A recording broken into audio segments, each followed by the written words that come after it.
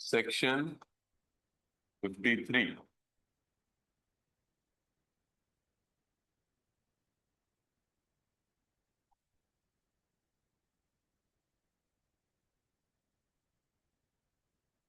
कपटपूर्ण अंतरण।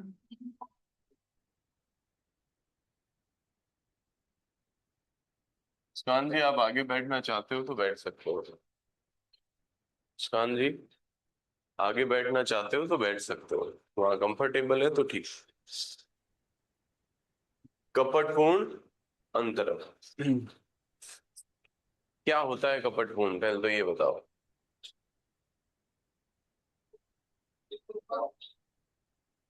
बोलो, बोलोगे तभी आएगा।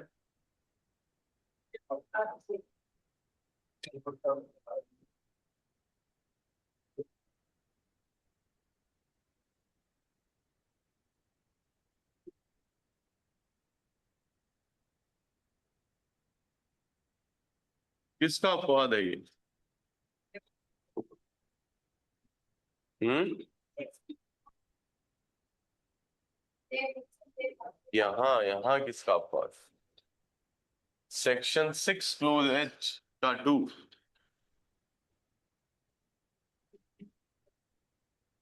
याद करो।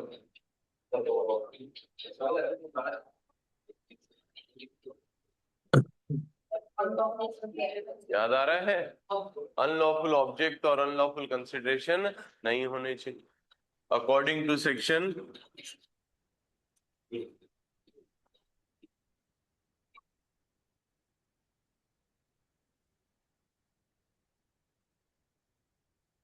इंडियन कॉन्ट्रैक्ट एक्ट 1872 की धारा 23 कहती है अनलॉफुल ऑब्जेक्ट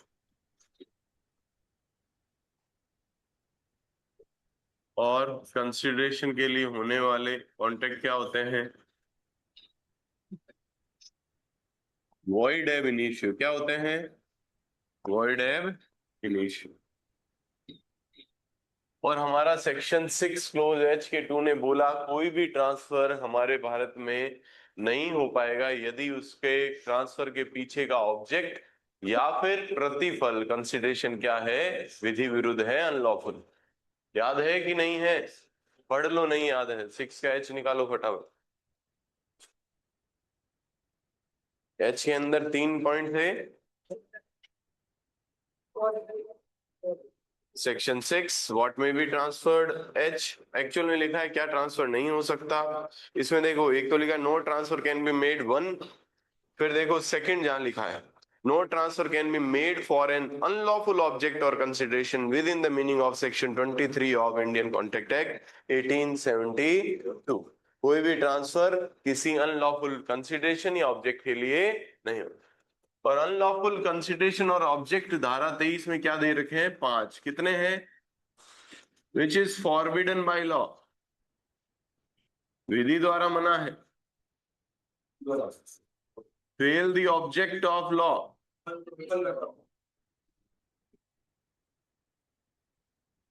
सर ये तो वही दिख रहे हैं जो धारा 25 में है। हाँ, इंजरी टू एनी पर्सन और प्रॉपर्टी फ्रॉडुलेंटली। कपट नहीं, कपटपूर्ण, दोनों में अंतर है। और last against the public policy और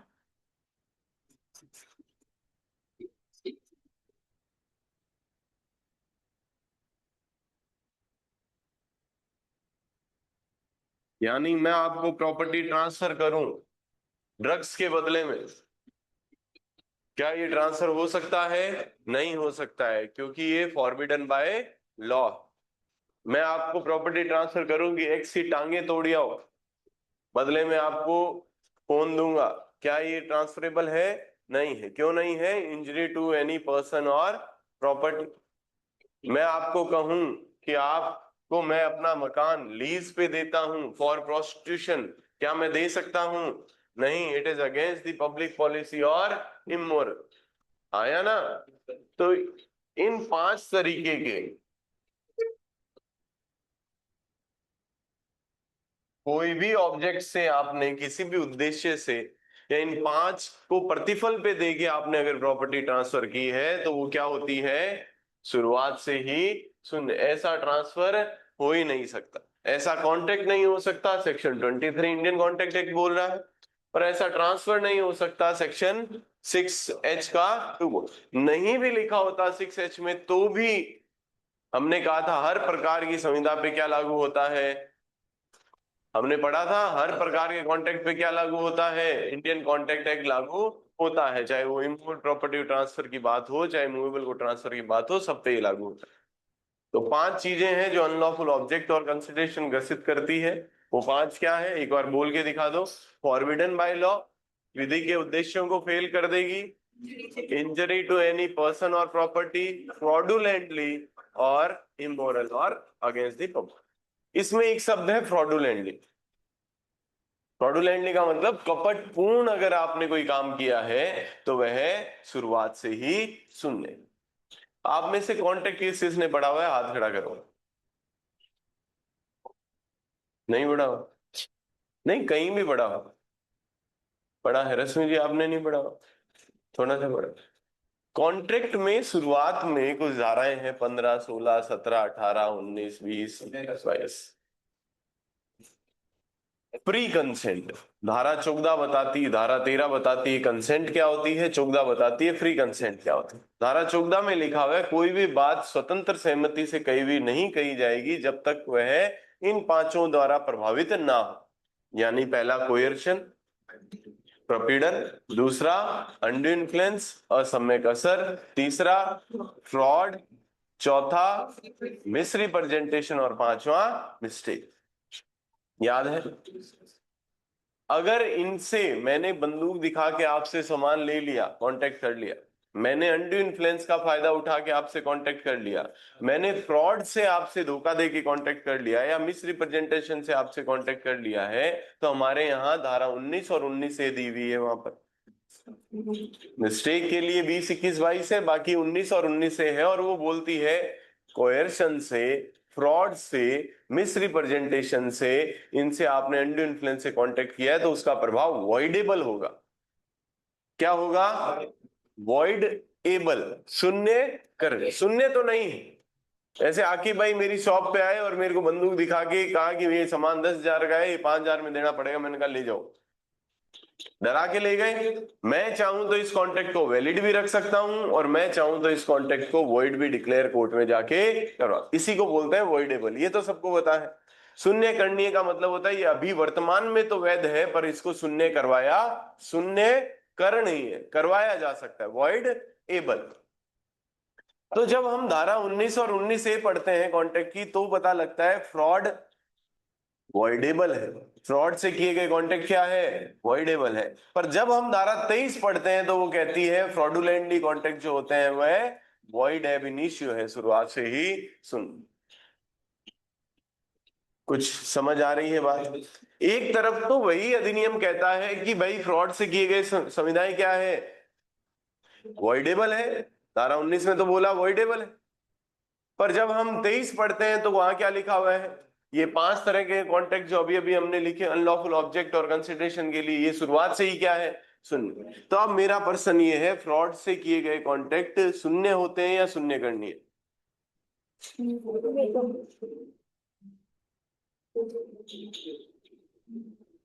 पर्सन समझ आया? पर्सन समझ आया? तो धारा 23 में क्या लिखा हुआ है फिर? दोनों में अंतर है। मतलब मैं यही कहना चाह रहा हूं, फ्रॉड में और फ्रॉडुलेंट में अंतर है। क्योंकि फ्रॉड से किए गए संविधाएं तो शुरुआत से ही सॉरी वॉइडेबल होते हैं। कितने बजे का टाइम है मैडम? रोज रोज है ना, आगे माथा खराब है आज, बैठो फटाफट। फ्रॉड से किए गए कॉन्ट्रैक्ट वॉइडेबल होते हैं और फ्रॉडुलेंटली कॉन्ट्रैक्ट क्या होते हैं, वॉइड एब इनिशियो होते हैं। ऐसा क्यों? पहले तो इस पे चलते। ये कौन सा ट्रांसफर है? फ्रॉडुलेंट। तो हमें फ्रॉड और फ्रॉडुलेंट में अंतर भी जानना है। काय में अंतर जानना है? कपट और कपटपूर्ण में अंतर। मेरे पास एक बाइक है, आकिब भाई ने कहा सर लेनी है। मैंने कहा ठीक है, कोई दिक्कत नहीं। सर कितनी पुरानी है? मैं ज्यादा 2021 मॉडल है, जबकि वो है 2014 मॉडल। मैं क्या बोल रहा हूँ, 2021 मॉडल है। कितनी चालोड़ी है? चालोड़ी मान लो लाख खंड है, और मैंने मीटर पीछे घुमा रखा है। मैंने कहा 20,000 चालोड़ी। क्या एवरेज देती है? एवरेज देती है 20 का, मैंने कहा 40 का देती है। ये सभी वर्ड्स, ये मैं सामने वाले को क्या दे रहा हूं? धोखा दे रहा हूं। सत्य पता होते हुए भी किसी व्यक्ति को असत्य पे यकीन दिलवा रहा हूं, दैट इज फ्रॉड। अगर इनमें से ये तीन मैंने बताए, तीनों में से कोई एक भी काम करके अगर मैं बाइक इनको बेच देता हूं आके बाइक को, तो ये मैंने इनके साथ क्या किया है? कपट किया है, फ्रॉड किया है। और इसका परिणाम क्या होगा? यह संविदा आकिब भाई के ऑप्शन पर शून्य करनी। आकिब भाई चाहे तो वो बाइक इनको अच्छी लगी तो ले सकते हैं, भले ही वो 20 का एवरेज दे रही हो, भले ही वो 14 मॉडल हो, भले ही 80,000 चली हो, रख सकते हैं। और आकिब भाई चाहे तो वो बाइक वापस देकर मेरे से पैसे ले सकते हैं थ्रू दी कोर्ट। ये इस कॉन्ट्रैक्ट को शून्य भी डिक्लेयर करवा सकते। क्लियर? कोई दिक्कत? ये तो था फ्रॉड, ये तो था कपट। कपट में क्या होता है? दो पक्षकार है अगर संविदा में, तो एक पक्षकार द्वारा दूसरे को बेवकूफ बनाया जा रहा है, ठीक है, किसी भी प्रकार। अब बात आता है संविदा कपट पूर्ण है। क्या है? कपट का यूज नहीं है, संविदा ही क्या है? कपट पूर्ण। कपट संविदा में तब होता है जब एक व्यक्ति दूसरे पक्षकार को, एक पक्षकार दूसरे को धोखा दे, दैट इज कपट। संविदा कपटपूर्ण कब होती है? जब दोनों पक्षकार आपस में कॉन्टेक्ट करे किसी तीसरे को बेवकूफ बनाने के लिए, दैट इज संविदा ही कपटपूर्ण है। एक संविदा में कपट का यूज है, दैट इज फ्रॉड। एक संविदा ही किस लिए है? किसी अन्य के साथ, यानी संविदा खुद ही फॉल्टी है, इसलिए बोलते हैं कॉन्ट्रैक्ट इज फ्रॉडुलेंट। सुन पा रहे हैं? दो व्यक्ति मिलकर तीसरे को बेवकूफ बनाए, ये क्या है? कपट। एक आम भाषा में कहूं तो ये सरकार और पीडब्ल्यूडी, सरकार और नगर निगम रोड हमारे लिए बना रहे हैं। दो लोग हैं संविदा करने वाले, इधर से सरकार, इधर से ठेकेदार। सरकारी तरफ से पीडब्ल्यूडी एजेंसी, उधर ठेकेदार है, आपस में कर लिया अपने को, हाँ इतने इतना माल है, इतना परसेंट ही लगाना है। और बेवकूफ किसको बनाया जा रहा है? हम लोगों को। ये पूरी संविदा ही क्या है? फ्रॉडुलेंट। एक्चुअल में एकदम रियल एग्जांपल दूं तो दो पक्षकारों ने संविदा की किसी तीसरे को जो प्रभावित करती और तीसरे को बेवकूफ बनाती, ऐसी कोई भी संविदा। लाइक मैंने मेरे यहाँ लिफ्ट लगवाई कोचिंग, ना मेरे को तो कभी आना नहीं है, फर्जी से लगा दे। पैसे आप लोगों से पूरे ले लिए, आपसे ही लिए, आप ही यहाँ इस बिल्डिंग के अंदर रहवासी हो तो बिल्डिंग वालों से ही लिए। पैसे पूरे ले लिए और ठेकेदार को पकड़ा और बोला कि ऐसी लगा दे। वो क्या यार सर, ऐसी तो कभी भी गिर सकती है, अपन के चढ़ना है, तन चढ़ने गए हैं, मन भी कौन चढ़ना, ऑनलाइन आवे पैसा खाता हूं। दैट इज, ये संविदा ही क्या है? कपट। तो फ्रॉड में एक पक्षकार दूसरे पक्षकार के साथ कपट करता है। एक्चुअल एग्जांपल फ्रॉडुलेंट के मैंने नहीं दिए क्योंकि यहां दूंगा, ये एक बार सिर्फ आपको ऊपरा ऊपरी चीज समझा रहा हूं, एक्चुअल एग्जांपल यहां लिए जाएंगे। फ्रॉड में अंतर, फ्रॉड और फ्रॉडुलेंट में अंतर तो समझ आ रहा है। फ्रॉड, एक पक्षकार दूसरे को धोखा दे रहा है, ये वॉइडेबल है उस पक्षकार के कहने पर जिसको धोखा मिला है। और फ्रॉडुलेंट, दोनों पक्षकार मिलके किसी तीसरे को धोखा दे रहे हैं, ये वॉइडेबल नहीं होके सीधा ही वॉइड है। अब ऐसा क्यों, पहले तो इस पे चर्चा करते हैं। फ्रॉड में संविदा शून्य करनी है, पर फ्रॉडुलेंट पूरी की पूरी अपने आप में ही क्या है? शून्य। इसके पीछे भी लॉजिक होगा कोई ना कोई। पता कर सकता है पूरा सो के आया करो मुस्कान जी। एक व्यक्ति दूसरे को धोखा दे रहा है तो दूसरा उस संविदा में खुद है कैविएट एम्प्टर। अगर वो आप किसी भी संविदा में जा रहे हो तो खुद को सजग रहना चाहिए, आप बेवकूफ बने हो। यहाँ पर लॉ आपको प्रोटेक्ट कर रहा है। भाई बेवकूफ सर सामने वाले ने बनाया, मैं क्या करूं? अरे भाई समझ है, 18 वर्ष की उम्र है, साउंड माइंड हो। ये क्यों किए हमने दो चीजें? संविदा करने के लिए सक्षम उसी को क्यों बनाया हमने?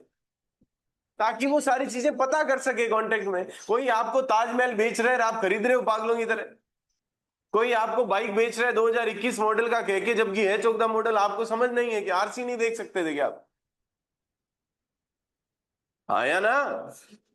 तो फ्रॉड के अंदर क्या है कि आप खुद इन्वॉल्व हो उस बेवकूफ बनने में। आया ना? आप उस बेवकूफी से दूर रह सकते थे, तो वहां ऑप्शन थोड़ा कम है। आप चाहो तो आप बेवकूफ बने हो तो आपके ठीक है यार, की को नहीं। आप चलाना चाहते हो संविदा को तो चला भी सकते हो, और आप नहीं चलाना चाहते तो न्यायालय जाके इसे शून्य भी डिक्लेयर नहीं डिक्लेयर कराओगे तो ये चलती रहेगी संविदा, क्योंकि यहाँ आपकी भी गलती थी, आप भी इन्वॉल्व थे उस संविदा में। पर फ्रॉडुलेंट में क्या दिक्कत है? मैंने और आकी भाई ने कांटेक्ट किया और मिलके चूना लगा रहे हैं अभिषेक जी को।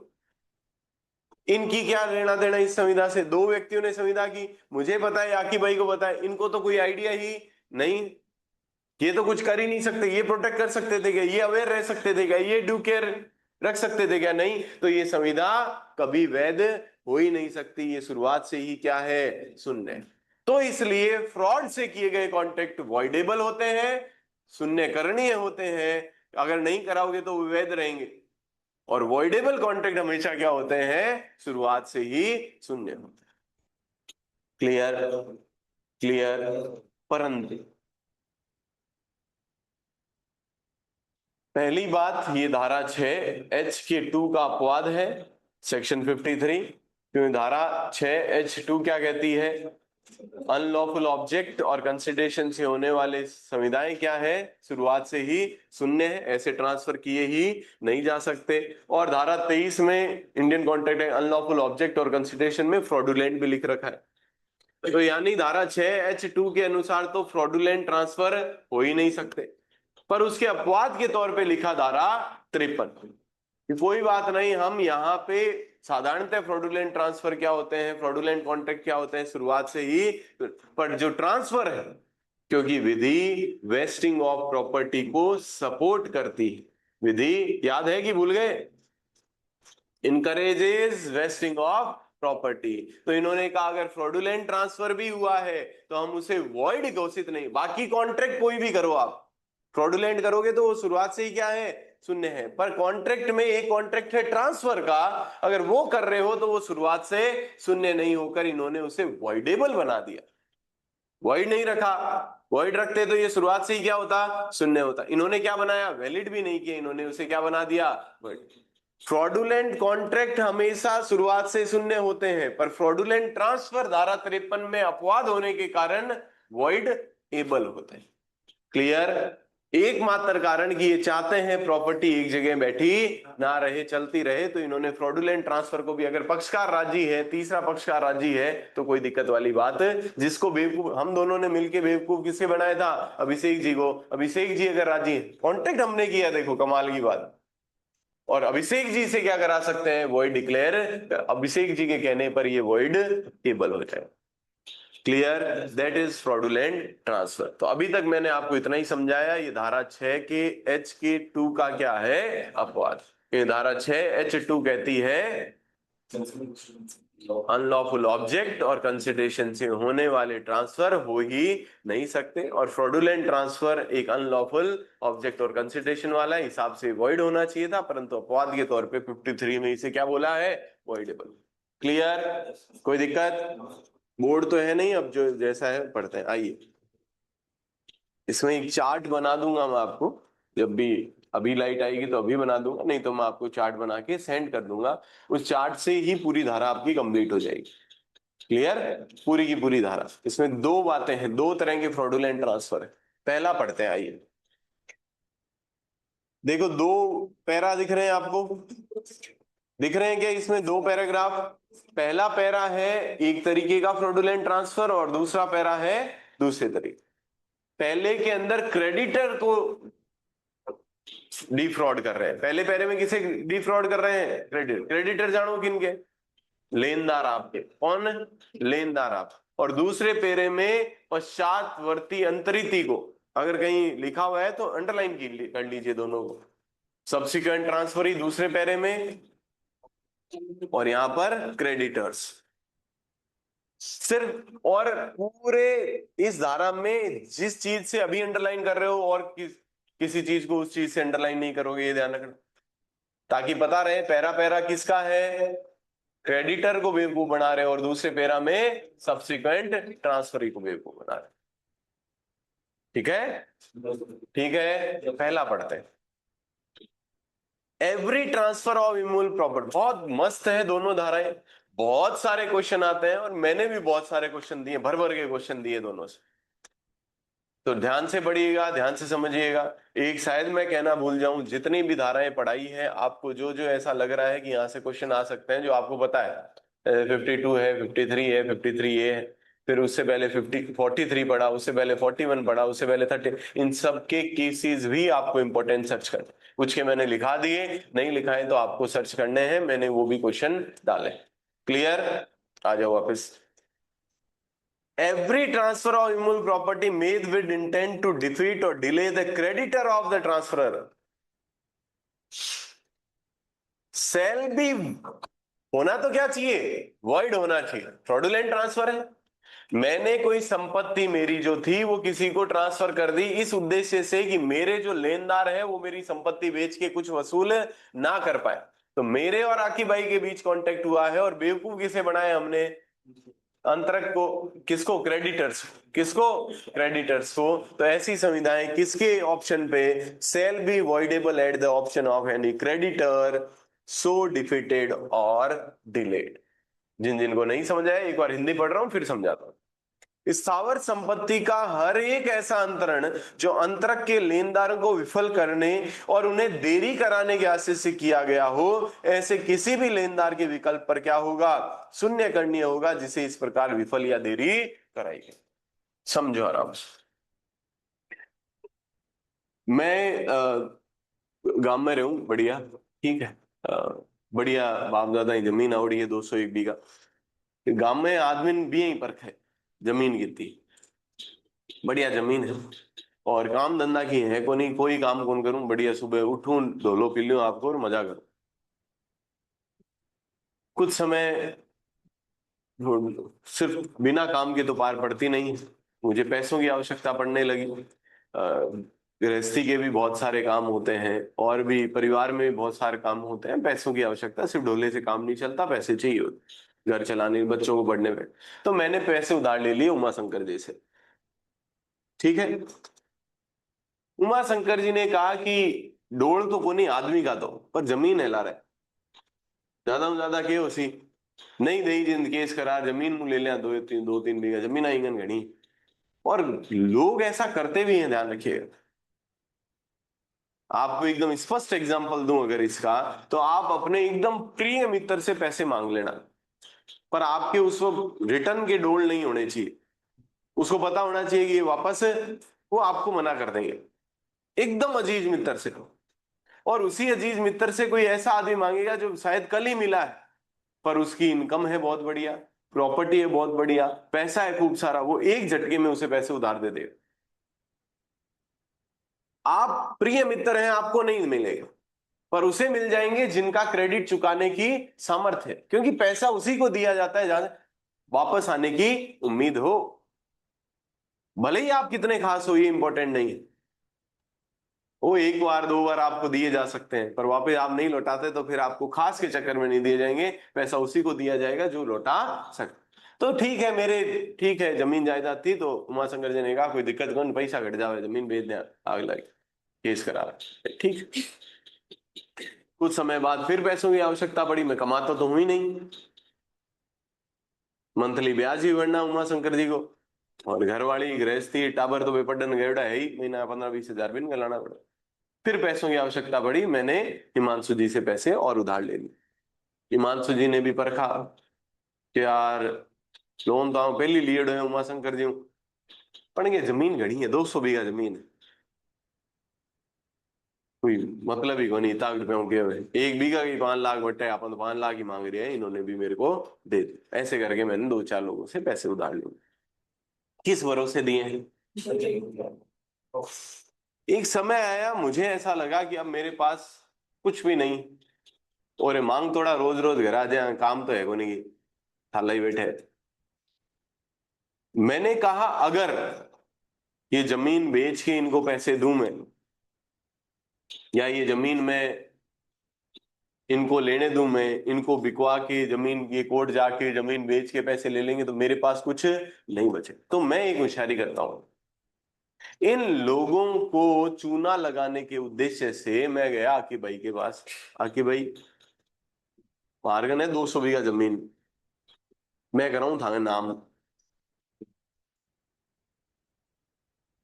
पैसा दूंगी ले को नहीं, थाने नाम कराऊं, एक बार सलटा दूं कोर्ट में, ए मार पर केस करी, मैं हो जाऊं इंसॉल्वेंट के, मार्गन तो की यही को नहीं, ले लो कहीं ले जी को आन सल्टा सुल्टूर, फिर बाद में जमीन थे मन पाछी दे दिया, बदला में थाने 10 लाख रुपया दे दे आके भाई के बल्ले बल्ले करनो के। मैंने ये जमीन ट्रांसफर की किसे? आकिब भाई को। ट्रांसफरर कौन? मैं। ट्रांसफरी कौन? आकिब भाई।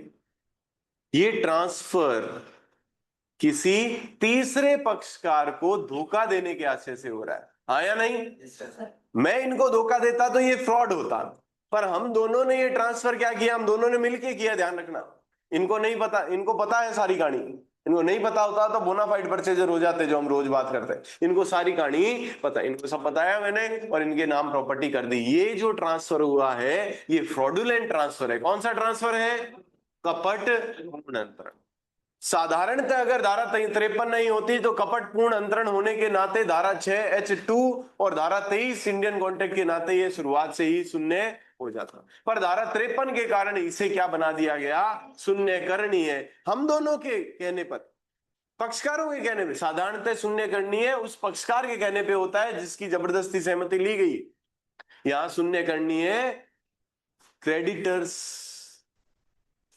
कोर्ट में जाके, इसे इनमें से कोई भी एक क्रेडिटर सबकी तरफ से जाके कोर्ट में इस संविदा को क्या करवा सकता है? शून्य करवा सकता है। शून्य करनी है किसके कहने पर है? ये उन क्रेडिटर्स, क्योंकि ये ट्रांसफर किसे धोखा देने के आशय से हुआ था? क्रेडिटर्स। क्या अब समझ आई क्या कहानी? इन दोनों में से, या 5 है तो 5 में से, 10 है तो 10 में से कोई एक भी सबकी तरफ से कोर्ट में जाकर इस संविदा को शून्य डिक्लेयर करवा सकता है, कोई मना नहीं। क्लियर? यही है धारा 53। सिंपल। अब पढ़ो तो क्या समझ नहीं आती क्या धारा? स्थावर, ऑफ कोर्स हमें पता है 38 से लेके 53 है, सारी कौन सी प्रॉपर्टी पे लागू है? इमोबल। स्थावर संपत्ति का हर एक ऐसा अंतरण जो अंतरक के लेनदारों को विफल करने, मैंने ये अंतरण क्यों किया था कि भाई को, ताकि लेनदार मेरे से क्या मांगेंगे? सर जमीन बेच दे, जमीन है ही कौन के दे, तो मैं कद गिफ्ट करी कि भाई। लेनदारों को विफल करने या उन्हें देरी कराने के आशय से किया गया है। ऐसे किसी भी लेनदार के विकल्प पर क्या होगा? शून्य करनीय होगा, जिसे इस प्रकार विफल या देरी कराई। इनमें से कोई भी लेनदार इसे कोर्ट में जाके क्या करवा सकता है? वॉइड डिक्लेयर करवा सकता। कोई दिक्कत है क्या? इंग्लिश वाले पढ़ लो भाई। Every transfer of immovable property made with intent to defeat और delay the creditor of the transfer shall be voidable at the option of any creditor so defeated or delayed. Clear? Good. इसी के अपवाद, ये main बात पूरी हो गई है 53 के पैरा 1 की। इसका अपवाद पढ़ रहे हैं आप ये भी कर सकते हैं कि पहले इसका अपवाद पढ़ लें, आप ये भी कर सकते हैं कि पहले पैरा 2 पढ़ लें, आपको जो इच्छा है। लाइन से पढ़ देता हूं, आइए। Nothing in this section shall impair the right of transfer in good faith and for consideration. ये तो सबको पता है कि हम कितने दिनों से पढ़ते आ रहे हैं। बोनाफाइड परचेजर के राइट हार्म नहीं होते। यदि ये प्रॉपर्टी मैंने आकिब भाई को पैसा लेकर बेची होती और आकिब भाई को इस पूरी कहानी का कोई ज्ञान नहीं होता, तो आकिब भाई की क्या गलती? प्रॉपर्टी मैं मालिक नहीं था क्या प्रॉपर्टी का? अरे मैं ओनर हूं, 200 बीघा जमीन का ओनर हूं, और इन्होंने आसपास पता किया कौन है मालिक है, नौरतन सिंह है मालिक, ये वहां गए, पूछताछ की, पता किया, सब किया। इस प्रॉपर्टी पे कोई मॉर्गेज नहीं है, लोगों ने दे रखा है, इस सोच से दे रखा है कि जमीन है। सब पता किया, पैसे दिए बकायदा, इन्हें कोई आइडिया नहीं था कि ऐसी कोई चीज पहले से मौजूद है कि लोग इन प्रॉपर्टी भरोसे पैसा दिए, इनको कोई पता नहीं था। इन्होंने टकाटक पैसे नोट गिना के प्रॉपर्टी खरीदी है, तो इनके हितों पे कोई प्रभाव नहीं पड़े। बोनाफाइड परचेजर के राइट खत्म, अब ये वॉइड डिक्लेयर इसे नहीं करवा सकते। ये जाके कोर्ट में मेरे पे क्लेम कर सकते हैं, इंसॉल्वेंसी का दावा ठोक सकते हैं, मनी रिकवरी का ठोक सकते हैं, कुछ भी ठोको, पर आकी भाई से वो प्रॉपर्टी यानी इस कॉन्ट्रैक्ट को वॉइड डिक्लेयर नहीं करवा पाए, क्योंकि आकी भाई कौन से परचेजर है? बोनाफाइड। और हमने 3-4 दिनों से पढ़ रहे हैं बोनाफाइड परचेजर के राइट ज्यादा हो जाते हैं देने वाले से भी। नेमो डॉट कॉड नॉन हैबिट का अपवाद है बोनाफाइड परचेजर। आया ना? चलिए एक अपवाद। दूसरा, nothing in this section shall affect any law for the time being force relating to insolvency। Insolvency विधि में अगर दे रखा है कि ये प्रॉपर्टी बिकेगी, ये प्रॉपर्टी बेच के इनसे पैसा लेके इनको चुकाया जाएगा, अगर उस विधि में कुछ भी लिखा है तो उस हिसाब से चलेगी, ना कि इनके कहने पे वॉइडेबल। अगर लॉ कहता है कि नहीं ये प्रॉपर्टी बेचनी पड़ेगी, बेच के ही क्या होगा, सबका पैसा चुकाया जाएगा, सारी एसेट्स इकट्ठा की जाएगी, तो लॉ के हिसाब से चलेगा, हमें पंचायती नहीं है। तो दो अपवाद, एक तो हमें पता है और एक हमारे लॉ का विषय नहीं। एक क्या है? बोनाफाइड परचेजर, और दूसरा क्या है? अगर इंसॉल्वेंसी लॉ कुछ और कहता है तो इंसॉल्वेंसी लॉ प्रिवेल करेगा, ना कि टीपी की धारा 53। क्लियर? दो अपवाद हो गए। एक और अपवाद है जो यहां लिखा नहीं है, पर आप यहीं लिखिए, केस का नाम लिखिए, ये केस से आया हुआ अपवाद है। मुसाहर, MUSAHAR, मुसाहर लिखी ना स्पेलिंग, MUSAHAR, मुसाहर, सहू, SAHU, सहू, साहू, सहू, जो भी आप बोलते हैं, वर्सेस हाकिम लाल। नाम से आप थोड़ा सा ऐसे अटपटा है, मुसाफिर तो सहू है, हाकिम लाल है, नहीं है?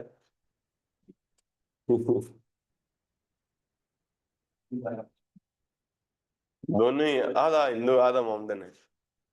1907 का केस, 1907।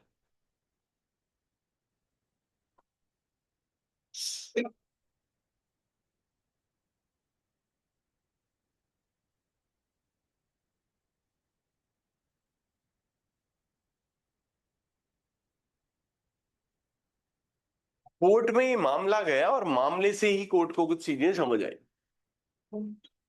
हाथ खोल दो, गेट खोल दो भाई, और भी कोई गेट खोलना है तो बोल।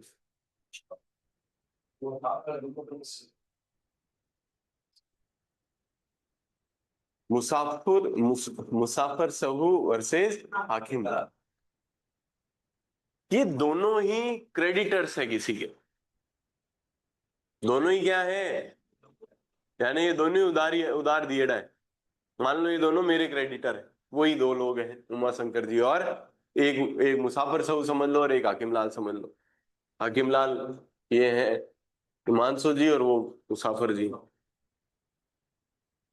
मैंने ये दोनों से मैं पैसे मांगता था, मतलब ये दोनों मेरे से पैसे मांगते थे। एक दिन मेरे पास आए हाकिम लाल जी, हाँ होशियारा, ते यार पैसा तो डूबे के करा, इंगे लेनिया भी बोला हो गया, उमा शंकर जी है और भी घना ही।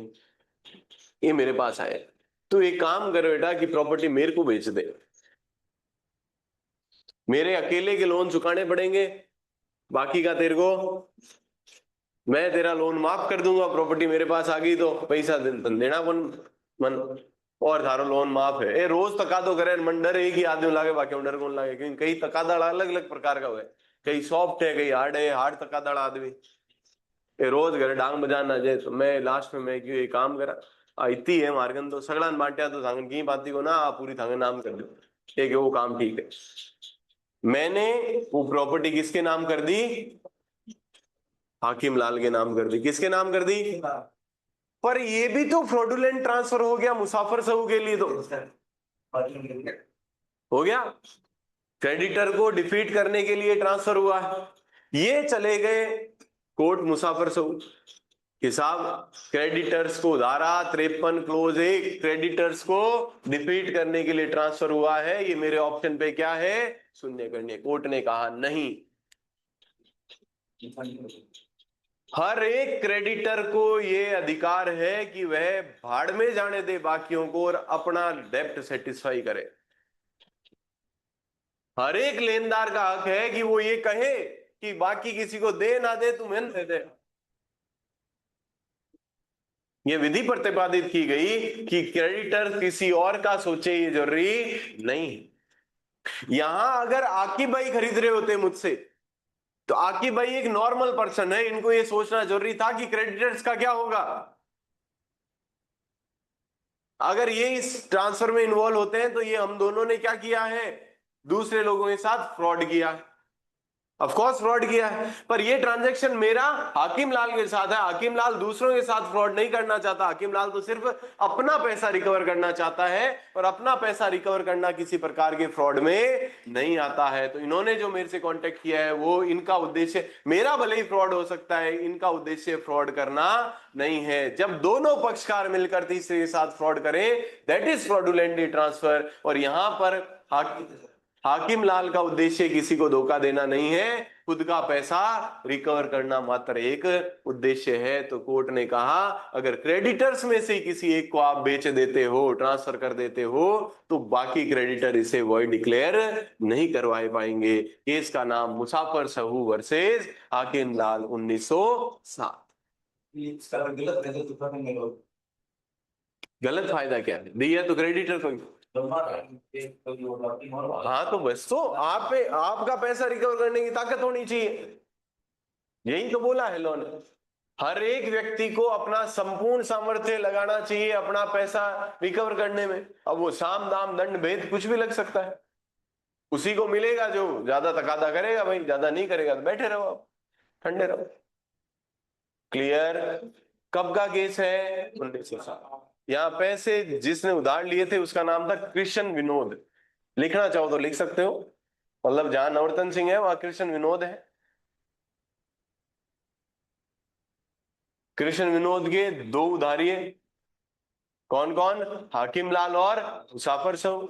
कृष्ण विनोद ने अपनी प्रॉपर्टी किसे ट्रांसफर कर दी, हाकिम लाल को। मुसाफिर सहू गया कहाँ, कोर्ट की, ये ट्रांसफर क्या है, वॉइड है सर, क्रेडिटर को डिफीट करने के लिए है। तो कोर्ट ने कहा इसका सोल ऑब्जेक्ट क्रेडिटर को डिफीट करना नहीं था, इसका एक्चुअल ऑब्जेक्ट अपना डेब्ट रिकवर करना था।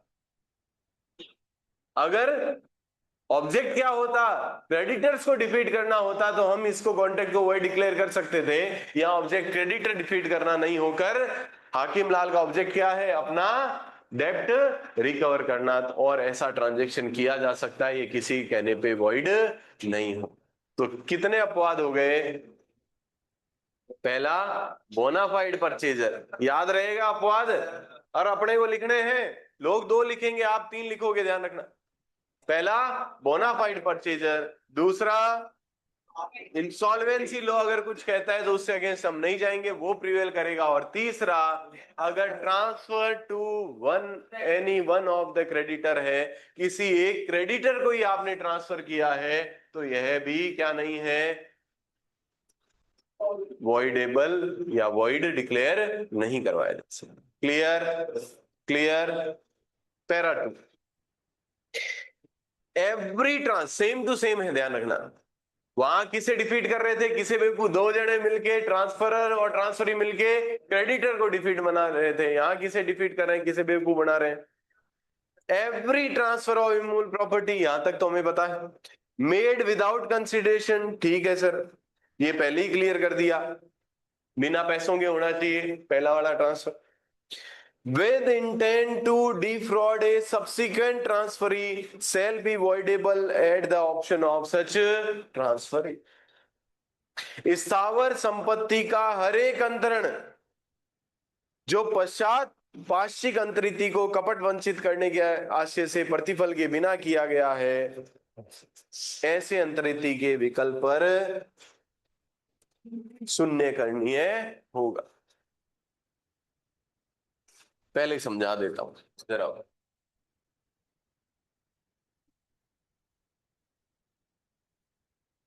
ये मेरी प्रॉपर्टी है जो मैं हूं।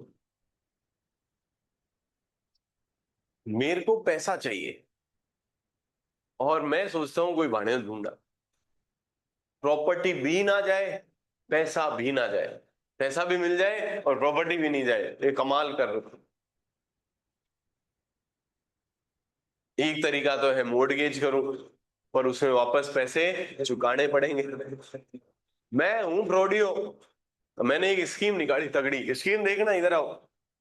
ये जो प्रॉपर्टी है ये मैंने अपनी वाइफ के नाम गिफ्ट कर दी। क्या कर दी? ट्रांसफर हो गया। कि किसी के नाम भी हो सकता है, मान लुगाई में ज्यादा लाड है तो लुगाई नाम करिए, ठीक है। प्रॉपर्टी किसके नाम गिफ्ट कर दी? वाइफ का। देन आफ्टर मार्केट में निकाल दी कि मैं ये प्रॉपर्टी सेल कर रहा हूं। प्रॉपर्टी नाम तो किसके करा दी? वाइफ पे। और फिर मार्केट में क्या बात निकाल दी? मैं प्रॉपर्टी सेल कर रहा हूं, और मैंने ही किसी बी नाम के व्यक्ति को एग्रीमेंट करके प्रॉपर्टी सेल कर दी। वाइफ से नहीं करवाई है, ध्यान रखना। किसने की है? पहले कागज तो मेरे नाम ही थे।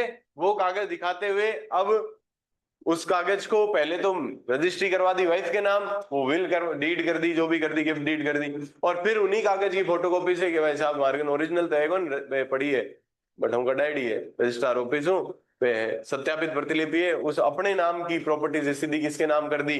उस बीन के नाम कर दी। एक्चुअल में ओनर कौन है इस प्रॉपर्टी का? Five. क्यों? सेक्शन 48 जो आपको कहा गया है, घर से पढ़ गया ना। सेक्शन 48 कहता है यदि किसी संपत्ति में 2 3 4 हित आपने बनाए तो जो पहले आएगा वो पहले पाएगा। सुन पा रहे हैं? इसे बोलते हैं डॉक्ट्राइन ऑफ प्रायोरिटी। क्या बोलते हैं? Doctrine of priority. पहले हित किसमें सृजित हुआ? अरे भाई पहले किसमें सृजित हुआ? वाइफ में। तो किसे मिलेगा हित? वाइफ। आप ये कब से बढ़ के आ रहे हो, इसलिए नहीं बढ़ाएगा। देखो याद करो, ए है उसने प्रॉपर्टी, बी को लाइफ टाइम, फिर सी को, फिर डी को, फिर ई को। पहले किसे मिलेगी? ई को। पहले बी को, बी के मरने बाद सी को। वही तो है डॉक्ट्राइन ऑफ प्रायोरिटी। जिसमें पहले इंटरेस्ट किया वो क्रिएट किया वो पहले भोगेगा। वैसे ही मैंने ये प्रॉपर्टी किसे गिफ्ट दे दी? वाइफ। बिना कंसिडरेशन होना चाहिए पहला ट्रांसफर, ध्यान रखना। और फिर किसे सेल कर दी? बी। ये जो ट्रांसफर मेरा हुआ है, ये कौन सा ट्रांसफर है? फ्रॉडुलेंट है कि नहीं? क्या होता है फ्रॉडुलेंट ट्रांसफर, याद करो। क्या ये फ्रॉडुलेंट है? नहीं, ये ट्रांसफर फ्रॉडुलेंट है सर। फ्रॉडुलेंट किसे कहते हैं? जब दो पक्षकार मिलकर कोई संविदा करे जिससे तीसरे को बेवकूफ बनाए, ये फ्रॉडुलेंट है। झूठी आंखें भर रहे जा रहे हो। ये ट्रांसफर कौन सा है? जो मैंने वाइफ को किया, ये ट्रांसफर कैसा है? फ्रॉडुलेंट ट्रांसफर है, क्योंकि ये हमने ट्रांसफर किया है पश्चातवर्ती अंतर्वर्ती को बेवकूफ बनाने के उद्देश्य से। अब पढ़ो। स्थावर संपत्ति का हर एक अंतरण, यही संतरण की बात कर रहा है जो इन्हें अपनी वाइफ को दिया, जो पाक्षिक अंतरिति को कपट वंचित करने के आशय से किया गया है, इसको धोखा देने के आशय से अंतरण किया, ये अंतरण किया गया था। और ये अंतरण किया कैसे गया था? पहले वाला प्रतिफल के बिना। हिंदी वालों को लगेगा बाद वाला प्रतिफल के बिना, पर अंग्रेजी में पढ़ोगे तो समझ आएगा। जो ऐसा कोई भी अंतरण जो पाक्षिक अंतरिति को बेवकूफ बनाने के लिए बिना प्रतिफल के किया गया हो, ये वाला अंतरण। ये अंतरण किसे बेवकूफ बनाने के लिए किया था? पाक्षिक अंतरिति को बेवकूफ बनाने के लिए किया गया था। ऐसे अंतरिति के विकल्प पे क्या होगा? सुनने में बी इसे कोर्ट में जाके क्या करवा सकता है? इस कॉन्ट्रैक्ट को क्या करवा सकता है? सुनने डिक्लेयर और प्रॉपर्टी अपने नाम करवा सकता है। आई बात समझ के नहीं आई? वापिस देख लो। वही कहानी, मेरे को पैसा भी चाहिए और प्रॉपर्टी भी नहीं जाने देनी, तो मैं क्यों आके भाई क्या हो मजा मार, एक काम करा, एक भाड़े में पकड़ ले रहा हूं, कोई बाणो टाइप आदमी हुए, लड़ाई कर नहीं सके, पाछो रिटेलिएट कर नहीं सके, दब जाए, पैसा घना ही हुए, एक है ठीक है लिया शो। मेरे पास एक जमीन है, वो मैंने नाम करवा दी पहले आकी भाई की, ठीक है। ये पैसे दे के नहीं होनी चाहिए, ध्यान रखना। पैसे दे की हुई तो सेल ही हो गई, कोई और सेल हो गई, आया ना। ये कैसा होना चाहिए पहला ट्रांसफर? दो कारण, दो चीजें। पहला, टू डिफ्रॉड, उद्देश्य ही क्या है, आगे हम ट्रांसफर करेंगे और उसे बेवकूफ बनाएंगे। और दूसरा, विदाउट कंसिडर, दोनों होना चाहिए, ध्यान रखना। ठीक है, मैंने ये किसके नाम कर दी? आकिब भाई। एक्चुअल में मालिक तो कौन हो गए? आकिब भाई। गिफ्ट कर दी या जो भी, बिना कंसिडरेशन वही होता। और फिर यही प्रॉपर्टी किसे बेच दी? उमा शंकर जी को।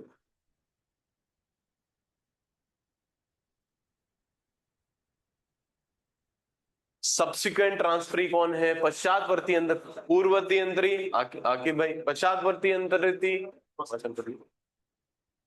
अब पढ़ लो, क्या समझ आता है क्या लैंग्वेज, क्या लिखी हुई है लैंग्वेज? अंग्रेजी वाला अंग्रेजी में पढ़ लो, हिंदी वाले every transfer of movable immovable, इस ट्रांसफर की बात कर रहा है क्योंकि ये है फ्रॉडुलेंट ट्रांसफर, ये वाला नहीं, ये वाला। Every transfer of immovable property made without consideration, ये ट्रांसफर बिना कंसिडरेशन के हुआ है, जी हाँ। विद इंटेंट टू डिफ्रॉड, दूसरा डिफ्रॉड का क्या होना चाहिए? इंटेंट। ये जो पहला ट्रांसफर है वो बिना पैसों के और डिफ्रॉड करने के आशय से होना चाहिए। किसको डिफ्रॉड? ये subsequent transferee shall be voidable, ये ट्रांसफर क्या होगा? अगर ये धारा नहीं होती तो वॉइड होता, परंतु इस धारा ने इसे क्या बना दिया? वॉइडेबल। उमा शंकर जी चाहे तो वॉइडेबल वॉइड डिक्लेयर करवा सकते हैं और चाहे तो वैलिड भी रख सकते हैं। Shall be voidable at the option of such transfer. Uma Shankar ji के कहने पर ये वॉइड हो सकता है, ये कोर्ट में जाके इसे शून्य घोषित करवा सकते। क्लियर, सिंपल, अपवाद या for the purpose of this section, this subsection, no transfer made without consideration shall be deemed to have been made with intent to defraud by reason only that subsequent transfer for consideration was। ऐसे आप मन से मत मान लेना कि इनसे पैसे नहीं लिए थे, इनसे पैसे लिए तो डिफ्रॉड ही करने के उद्देश्य से था, यानी डी फ्रॉड की प्रिजम्पशन नहीं करेंगे, आपको साबित ही करना पड़ेगा कि पहला जो ट्रांसफर हुआ था वो किसी को बेवकूफ बना। अगर आप ये साबित नहीं कर पाए उमा शंकर जी कि पहला ट्रांसफर बेवकूफ बना, पहले मैंने गिफ्ट कर दी आकी भाई को, भूल गया, कोई दिक्कत नहीं है, या इन दोनों का उद्देश्य ऐसा नहीं था, केवल इनका उद्देश्य था कि आने दे दूं गिफ्ट, राजी कर दूं, फिर आगे सल्टा दे, पैसा भी ले लो। उद्देश्य दोनों का मिलके होना चाहिए, काय का? डिफ्रॉड। केवल आकी भाई को फ्री में दी थी, इससे प्रिजम्पशन नहीं कर सकते कि आकी भाई भी इस प्लान में शामिल थे। आकी भाई को आपने फ्री में दी, आकी भाई की हो गई, कोई उद्देश्य आकी भाई का नहीं था किसी आदमी को बेवकूफ बनाया जाए। फिर आपने किसे ट्रांसफर की? उमा शंकर जी को। उमा शंकर जी इस कॉन्ट्रैक्ट को वही डिक्लेयर, ये प्रॉपर्टी किसकी रहेगी? आकी भाई की। उमा शंकर जी आईएएस क्या कर सकते हैं? मेरे से पैसा रिकवर कर सकते हैं, कॉन्ट्रैक्ट को वही डिक्लेयर नहीं, क्योंकि इन्होंने, इनको गिफ्ट मिली है और इन्होंने कोई फ्रॉड नहीं किया।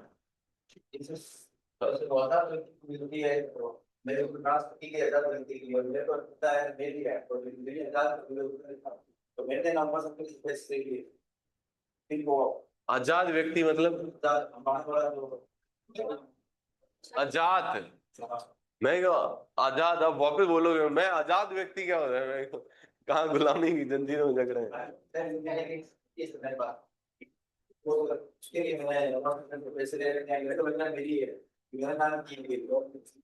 देखो लगने की बात नहीं है, आराम से वापस सुन लो। ये इतना सा कह रहा है, जैसे ए, इन्होंने ये प्रॉपर्टी दे दी आकी भाई को, ठीक है, काय पे दी है? ऑफ कोर्स विदाउट कंसिडरेशन तो होनी चाहिए, विदाउट कंसिडरेशन है और उद्देश्य भी फ्रॉड का है, दोनों है, तब तो सब्सिक्वेंट ट्रांसफरी के कहने पे ही हमेशा ही क्या हो जाएगा? वॉइड हो जाएगा। ये कह रहा है कि फ्रॉड नहीं, केवल क्या है, आकी भाई को जो प्रॉपर्टी मिली थी वो कैसे मिली थी? बिना कंसिडरेशन। इन्हें तो बिना पैसों के लिए दी और इनसे पैसे ले लिए इन्हें, तो केवल इस बात से ही है, आप प्रिजम्पशन मत कर लेना केवल इतनी सी बात से कि भाई इनको तो फोकट में दी थी, इनसे पैसे लिए, यानी ये दोनों मिलके इसको भाड़िया बना रहे थे, ये प्रिजम्पशन नहीं हो सकता है ये अकेला मिला हुआ हो, और अकेला होता है तो ये फ्रॉडुलेंट नहीं हो सकता है इस अकेले की प्लान होगी, पहले यान राजी कर दें आकिब भाई ने और बेच भी देंगे, पैसे भी कमा लेंगे।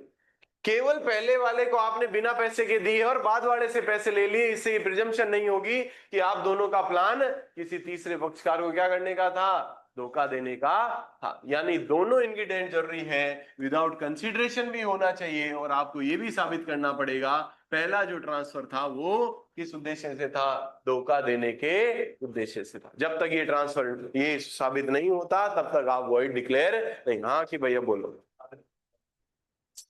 ये था आपका सेक्शन, हो गया पूरा लैंग्वेज तो 53 क्या था सर, फ्रॉडुलेंट ट्रांसफर। सेक्शन 53 क्या नाम है सर,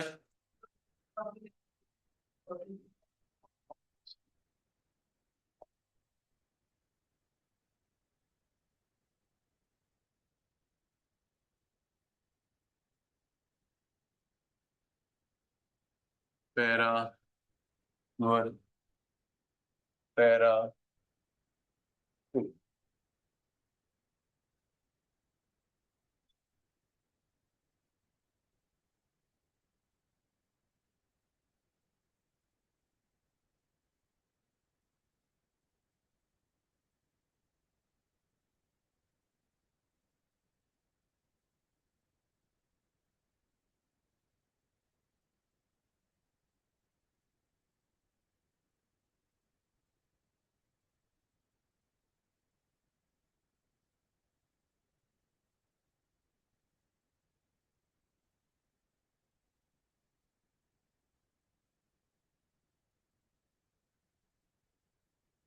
या ट्रांसफर ऑफ इमूवेबल प्रॉपर्टी लिख सकते हो, हालांकि अपने को पता है कौन सी प्रॉपर्टी है, इमूवेबल है, फिर भी आप चाहो तो ये transfer of immovable immovable property,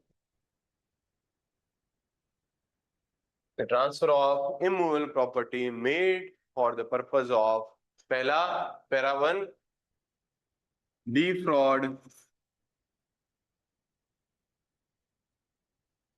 और डिले, क्या लिखा हुआ है, रिपीट और delay.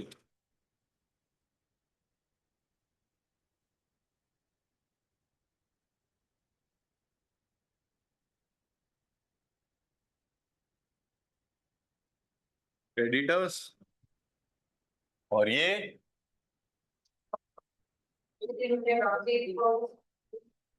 To defraud subsequent transfer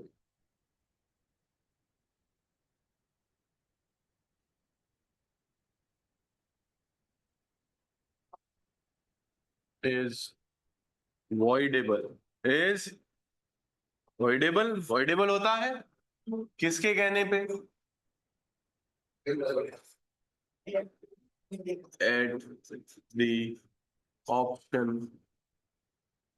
of any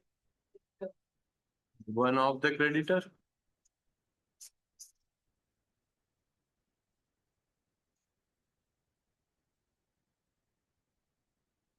at the option of subsequent transferring।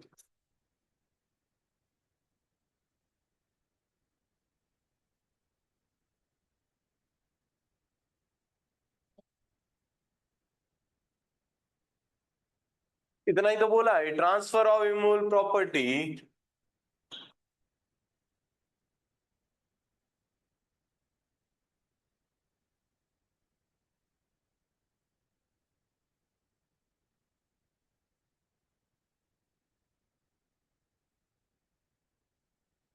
Hello, a transfer of immovable property made for the purpose of पहला defeat or delay the creditors, para one is voidable, at the option of any one of the creditors.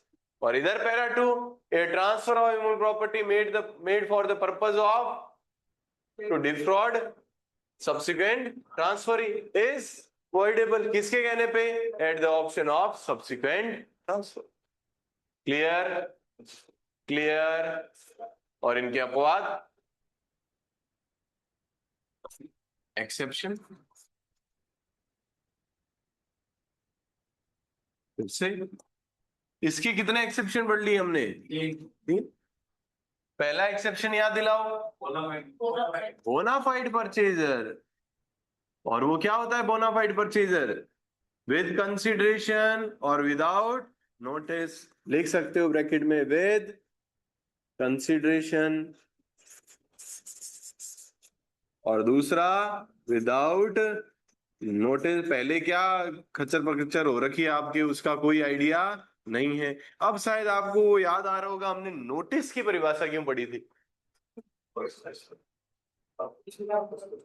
या तो उसे वास्तव में ध्यान है, या वो ध्यान विलफुल नेग्लिजेंस के कारण, विलफुल या ग्रॉस नेग्लिजेंस के कारण, या विलफुल डिफॉल्ट के कारण उसे पता नहीं लग रहा, तो भी हम मान लेंगे उसे पता है।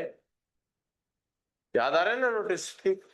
दूसरा, लॉ ऑफ इंसॉल्वेंसी, वो प्रिवेल करेगी अगर वो इस प्रॉपर्टी को बेच देती है कहीं पे इंसॉल्वेंसी के कारण, तो भले ही बिके, क्रेडिटर भाड़ में जाए, आधे क्रेडिटर को ही पैसा मिलता है, आधे को नहीं मिलता, लॉ ऑफ इंसॉल्वेंसी जो कहता है वैसा चलेगा। और लास्ट हमने नया जो पढ़ा,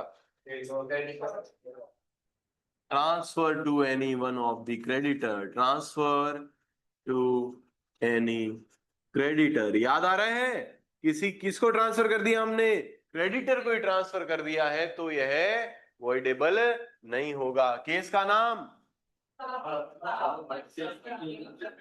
मुसाहर साहू वर्सेस हाकिम लाल 1907। कोई दिक्कत यहां तक? तीनों अपवाद याद रहेंगे। पहला बोनाफाइड परचेजर, दूसरा लॉ ऑफ इंसॉल्वेंसी, और तीसरा मुसाहर साहू वर्सेस हाकिम लाल 1907। इधर अपवाद क्या था याद करो, एक ही अपवाद। पहला ट्रांसफर अगर पर नहीं, वो चीज जो है वो तो अलग सी, वो तो थ्योरी है। एक्चुअल में इसका जो अपवाद है वो ये है कि पहला जो ट्रांसफर है वो पैसों के साथ हो गया। फर्स्ट ट्रांसफर काय से हो रखा है? With consideration. फर्स्ट ट्रांसफर काय से हो रखा है? Is with. अगर पहला ट्रांसफर काय से हो रखा है? कंसिडरेशन से हो रखा है, तो बात ही खत्म हो गई ना। डिफ्रॉड तो हमने लिख ही दिया, डिफ्रॉड होके करने के आशय से तो होना ही चाहिए। और दूसरा क्या था? बिना कंसिडरेशन के होना चाहिए। अगर विद कंसिडरेशन हो रखा है पहला ट्रांसफर, तो ये वॉइडेबल नहीं होगा। क्लियर? ये था आपका धारा 53, फ्रॉडुलेंट ट्रांसफर। अब इसमें किसी को कोई दिक्कत है तो रखो दिक्कत साथ में, लिख लो भले ही। वो तो इसी के सिर्फ प्रिजम्पशन है, यही तो कहा, वो तो सिर्फ एक एक्सप्लेनेशन है। एक्चुअल में एक्सेप्शन तो यही है।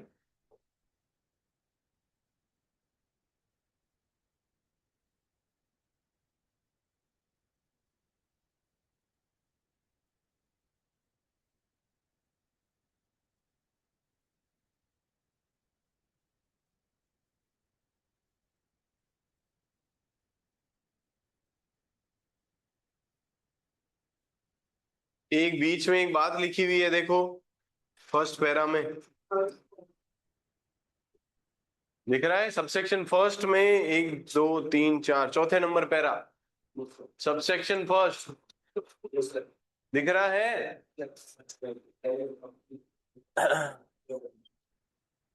अब ये मैं पढ़ के नहीं बताऊंगा क्योंकि यहाँ से मैंने क्वेश्चन दिया है। पढ़ के बताऊंगा तो मेरे से वो इम्फसाइज हो जाएगा। ठीक है, अब ये आपको पहले बता दें, यहाँ से एक पर्सन है। अब क्या है आप खुद देखो। समझ पा रहे हैं? पहला सबसेक्शन का चौथा पैरा, यहां से एक क्वेश्चन है, अब वो क्या है वो खोजते रहो। तो पढ़ाऊंगा तो मैं वही वही एम्फेसाइज करूंगा जो पर्सन है, इसलिए मैं इसे बोल के नहीं बता रहा, है सिंपल अंदर पढ़ ले। चले आगे। नेक्स्ट, सेक्शन 53A क्या है सर?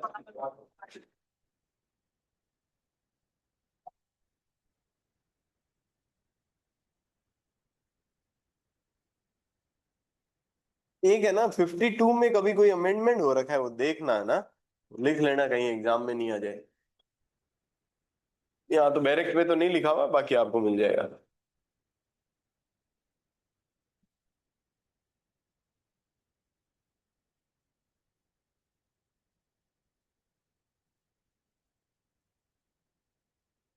मिटा दूं? सेक्शन क्या है sir? Doctrine of part performance.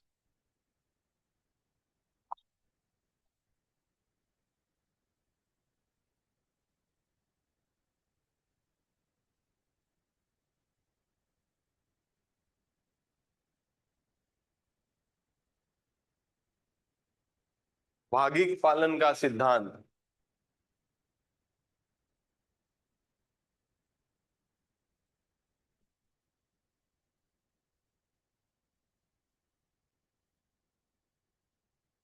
क्या बोलते हैं?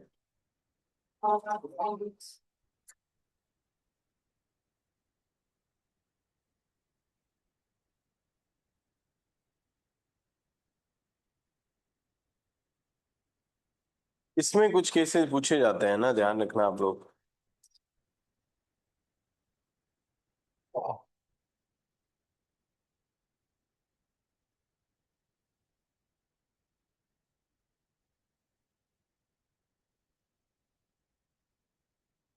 जिस केस पे ये डिपेंड है या जहां से शुरुआत है उस केस का नाम लिखिए, Anderson versus medicine. Anderson versus medicine, या मेडिसन वर्सेस एंडरसन, जो भी है। 1883।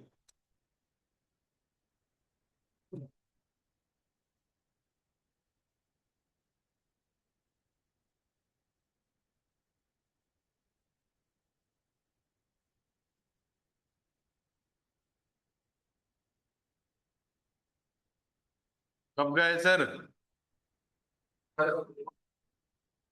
तो सर आप तो कह रहे हो इस पे बेस्ड है, इस पे कैसे बेस हो सकता है? एक तो 82 का है। लिखिए कब जुड़ी ये धारा, कब जुड़ी? इंसर्टेड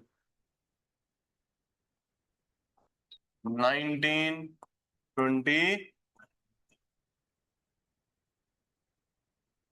एक इसमें अमेंडमेंट भी हो रखा है।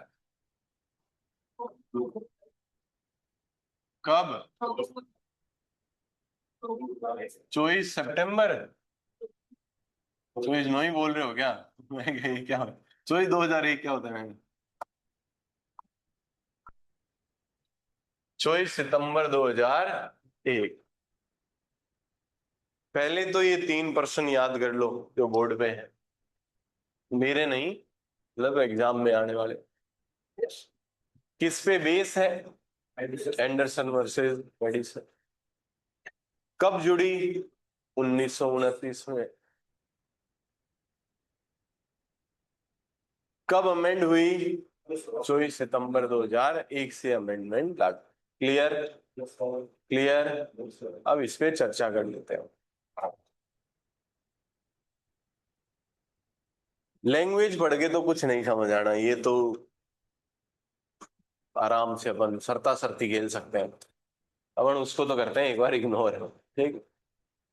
पहले चलते हैं कि शुरू में तो कुछ था ही नहीं, ये धारा थी नहीं, ये तो समझ आ रहा है। स्टार्ट में ये धारा थी ही नहीं।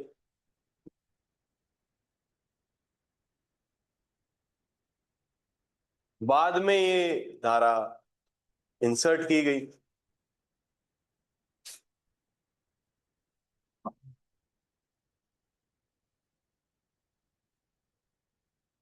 ये दो आदमी है, एंडरसन मेडिसन, ठीक है।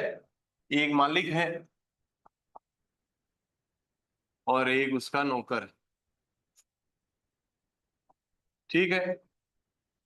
मालिक ने पूरी जिंदगी सेवा करवाई, हालांकि अभी जैसी धारा है उसका इससे कोई लेना देना नहीं। धारा लाने की आवश्यकता महसूस हुई है यहां से। मैं आपको सिर्फ एक चीज बता रहा हूं और यार सुन के भूल जाना एक बार, क्योंकि ये धारा समझनी है तो टोटली चेंज हो जाएगा काम। एक मालिक है, एक नौकर है। नौकर ने पूरी जिंदगी इसके यहाँ काम किया और एक पैसा नहीं लिया।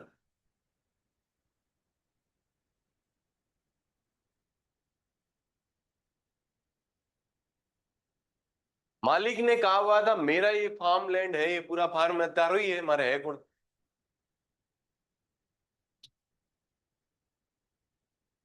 मेरा कोई है नहीं जिसे मैं देना चाहता हूं, उलादा काम की है को नहीं। तू ही सेवा करिए, तू करे रात आधारी है, वो करे ही राखी लाई आजीवन, जब तक मालिक मरा नहीं। मरने के बाद मालिक के घरवाले एक तरफ नौकर। नौकर क्या मन दे दी गिफ्ट। नौकर ने क्या कहा, मेरे को क्या दे दी है गिफ्ट, कब्जे में मेरे हैं, यूज में ले रहा हूं, गिफ्ट मेरे को दे दी। और मैंने वो सारा काम किया जिसके बदले में ये प्रॉपर्टी मेरे को, यानी कंसिडरेशन क्या था, पूरी जिंदगी सेवा। मैंने सब कुछ तो किया, क्या नहीं किया।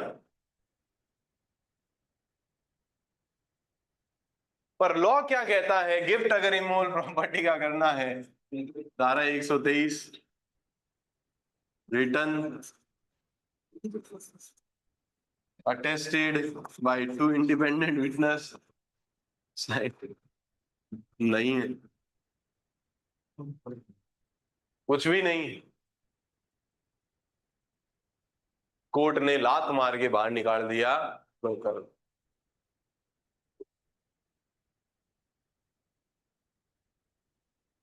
1882 में लॉ आ चुका था और वो क्या कहता था, गिफ्ट कैसा होना चाहिए।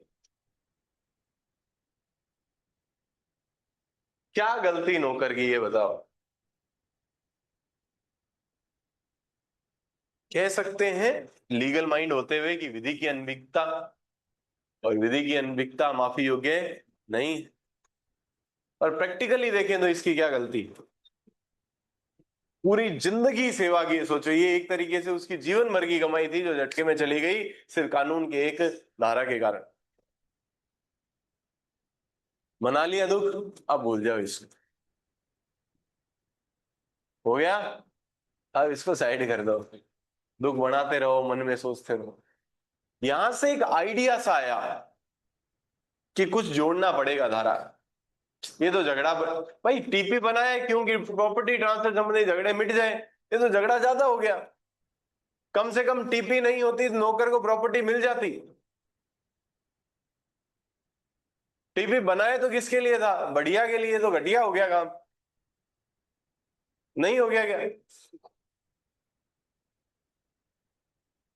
और अगले ही साल टीपी बनने, अगले ही साल का जजमेंट है 1883 का। हालांकि अमेंडमेंट 50 साल बाद का है, परंतु एक सुखबुगाट जिसे कहते हैं, इसे ग्रैंड फादर दादाजी बोलते हैं, पिताजी भी नहीं बोलते। 53 का क्या बोलते हैं, दादाजी, इस केस को। क्योंकि कई पिता बाद में और आगे ऐसे ही कहने वाले और भी केस आ गए, ऐसी माथाबुड़ी वाले और भी केस आ गए, पर सबसे पहला इस माथाबुड़ी का जो केस था वो 82 में कानून बना और 83 में ये था एंडरसन वर्सेस मेडिसन। समस्या तो समझ आ गई है।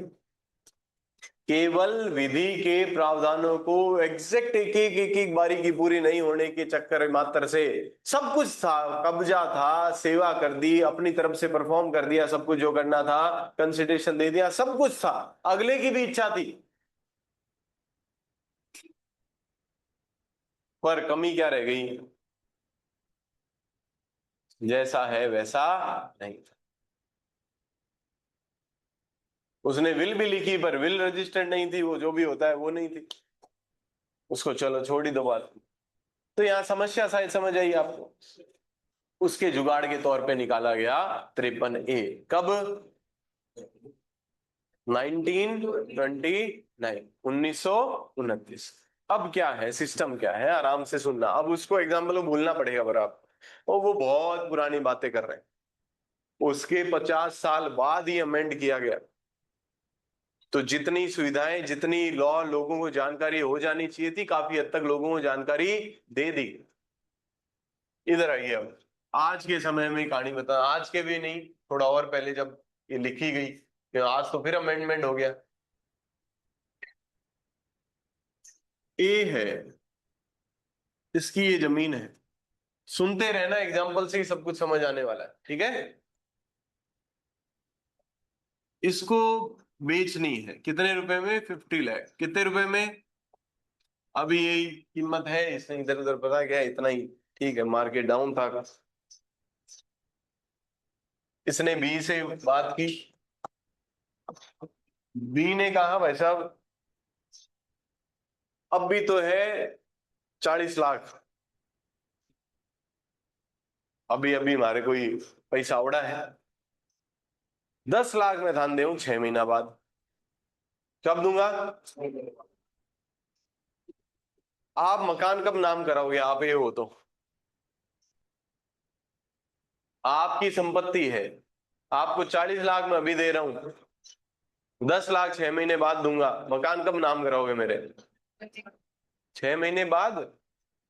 गलती से रजिस्ट्री करवाई हुई है तो पेमेंट पूरा एक एक पैसा आने के बाद ही रजिस्ट्री होती है, उससे पहले रजिस्ट्री में लिखा होता है कि सारा पेमेंट हमने प्राप्त कर लिया है। और अगर रजिस्ट्री वाले दिन आपने चेक दिया है तो जब तक चेक क्लियर नहीं होता आपको रजिस्ट्रार ऑफिस रजिस्ट्री नहीं देता है। तो 6 महीने का क्या हो गया इनके बीच? एग्रीमेंट हो गया। क्या हो गया? सेल तो हो नहीं सकता अभी, इन्होंने आपस में क्या कर लिया? Agreement to sell. क्या कर लिया? ये जानते हैं, एक विक्रय और एक विक्रय के लिए करार। विक्रय तो मैंने बेच ही दी, और विक्रय के लिए करार कि मैं आपको 6 महीने बाद दे दूं, आपके नाम करा दूं। इसमें सब लिख लिया। मैं ये अपने प्रथम पक्षकार अपने होशोहवास से ये जो प्रॉपर्टी है ये मैं किसको बेच रहा हूँ? बी को बेच रहा हूँ, जिसके 40 लाख रुपए मैंने आज इतने दिनांक को एडवांस प्राप्त कर लिए हैं। बचे हुए 10 लाख इतनी इतनी तारीख को ट्रांसफर होने पर मैं ये जमीन बी के नाम करवा दूंगा, सेल कर दूंगा। ठीक है, ये सारी बातें लिख ली, दोनों को साइन होगा, कोई बात नहीं। ठीक, टाइम कितना है? 40 लाख दे दिए तो ए कहेगा भाई जी के रुपया भी थे, जमीन भी थे, कागज भी थे। तो ए ने कहा सर 6 महीने में 40 तो दे ही दिए मोस्टली पैसा। बी ने कहा, बी खरीदार है, बी ने कहा 40 लाख तो दे ही दिया, मोस्टली पैसा तो दे ही दिया, कम कम कब्जो तो मन दे दो, ऋण चालू करूं, भाड़ो क्यों लगाऊं? थाने पैसा दे दिया 40 लाख, 10 लाख और भेड़ा करना है यार, हाल भाड़ो और भरतो फिर लगभग तो पैसा दे ही दिया, तो आप तब तक के लिए क्या दे दो मेरे को? अब ये मेरी है, तो इसने कब्जा किसके पास आ गया है? बी के पास। मालिक अभी भी कौन है? ए। कब्जा किसके पास है? 6 महीने निकट आने चालू हुए, ए ने इधर उधर वापस पता किया, जमीन के भाव आसमान छू रहे हैं। जमीनों का आपको पता ही है, कुछ पता नहीं लगता कब गिरे और कब आसमान छू। जमीन होगी लगभग 2 करोड़ की। ए के मन में लड्डू फूटा, 40 लाख आइडा जिगत में तो गड़कप हो गया। अब तो यहाँ लागे जमीन 10 लाख में जा रही है, यही लागे हमेशा। तो वो तो आए गए, अब तो आने कितने केवल, अब 10 लाख का तरगुण नहीं आवे 2 करोड़, यही डोरो पर काम करा। ये लास्ट में आके कहता है नहीं मैं नहीं बेच रहा। सामने वाला केस करता है, ऐसे कैसे नहीं बेच, कोई नहीं, कंपनसेशन ले ले। निकल बाहर। विधि ने प्रोटेक्ट किया है यहां पर बी को। एक तो पहला डॉक्ट्राइन लग गया, डॉक्ट्राइन ऑफ एस्टॉपल। आपने ही कहा था मैं बेचूंगा, आप पलट नहीं सकते। दूसरा विधि ने एक और डॉक्ट्राइन बनाया, that is doctrine of part performance. क्या इस पे कब्जा ले लिया है? जी हाँ। क्या इसने पेमेंट दे दिया है? जी हाँ, 40 लाख दे दिया। क्या बचा हुआ अपना पार्ट पूरा करने के लिए तैयार है? जी हाँ, तैयार है। ये सब कुछ करने के लिए तैयार है। तो ए को यहां पर कोर्ट जाके, अगर ए कोर्ट जाता है बी को बाहर निकालने के लिए, तो लॉ उसे अलाउ नहीं करेगा, कोर्ट उसे अलाउ नहीं करेगा। ये इतना सारा, इट इज ए डिफेंस। ये क्या है सर? ऐसा बोला जाता है कहानियों के अंदर, ये शील्ड है ना कि स्वॉर्ड, ये ढाल है ना कि तलवार। बी कोर्ट नहीं जा सकता धारा 53A के तहत कि सर मेरे नाम जमीन करवाओ। अगर ए इसको बाहर निकालने के लिए जाता है तो बी कह सकता है साहब मैं कहीं कौन करे हो, आप मेडिसन एंडरसन याद कर लो, मैंने क्या नहीं किया सर। जैसा पैसा कहा वो पैसा दे दिया, जितना बचा है वो देने को तैयार हो।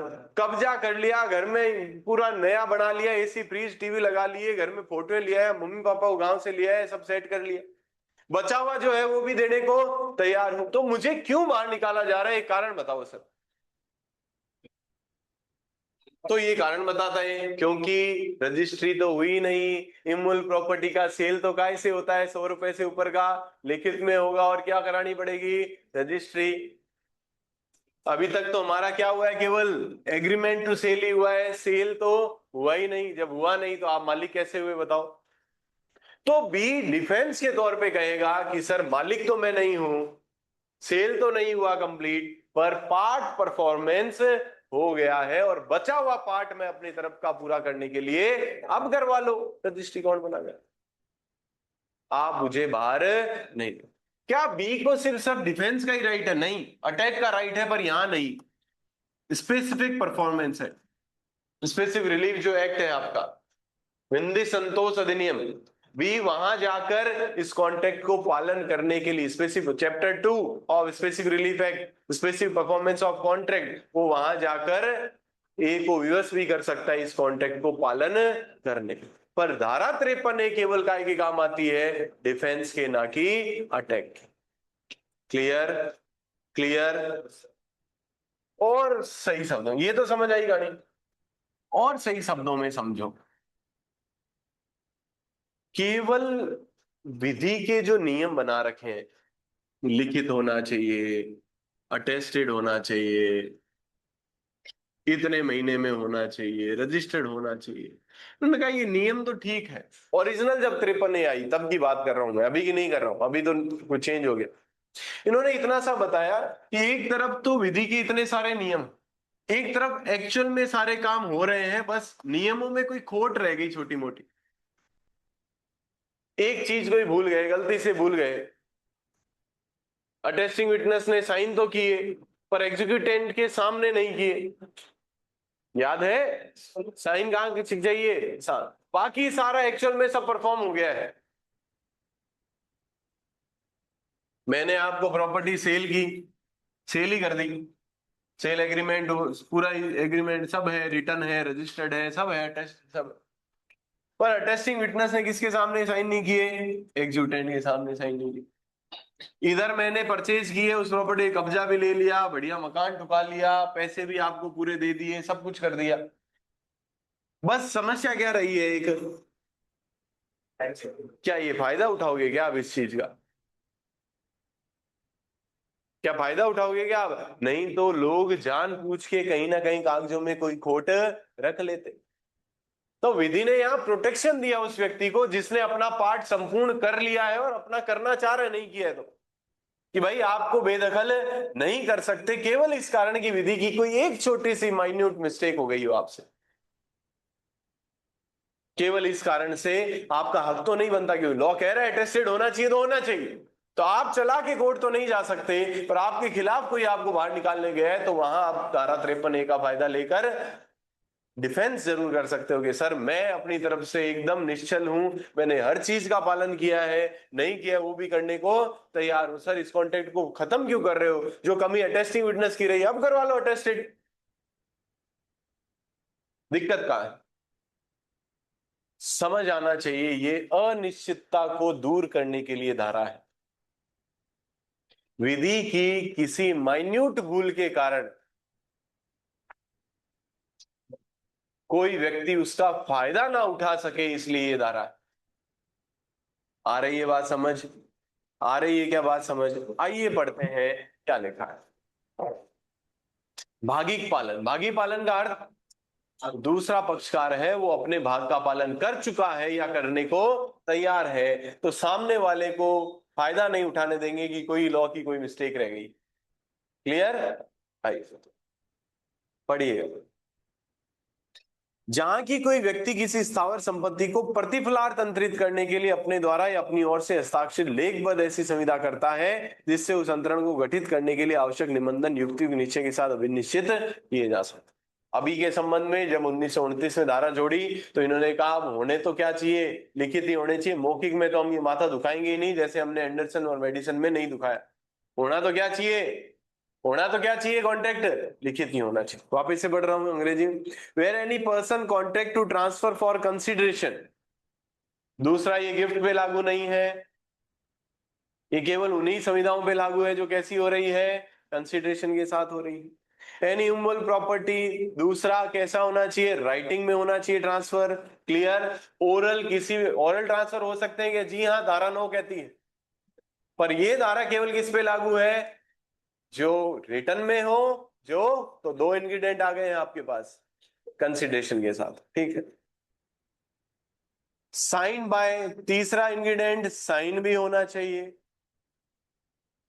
और on his behalf which the term necessary to constitute the transfer can be ascertain with reason. बस, और कॉन्ट्रैक्ट में जो लिखा है उसमें सारी चीजें तय हो, ये सेल हो रहा है कि मोर्टगेज हो रहा है कि लीज पे हो रहा है, सारी शर्तें एकदम स्पष्ट है कॉन्ट्रैक्ट में, एकदम टकाटक लिखा है, पढ़ते ही समझ आ रहा है क्या हो रहा है।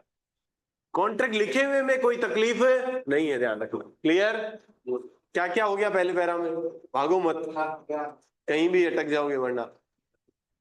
इमूवेबल प्रॉपर्टी का ट्रांसफर है, लिखित में है, साइन है, कंसिडरेशन के द्वारा है, और लिखा हुआ एकदम स्पष्ट, याद रहेगा? ठीक है। अब क्या हुआ, and the transferee has in part performance of the contract, जो अंतरिती है उसने भाग के रूप में, अपने भाग के पालन के रूप के अंदर taken possession of the property.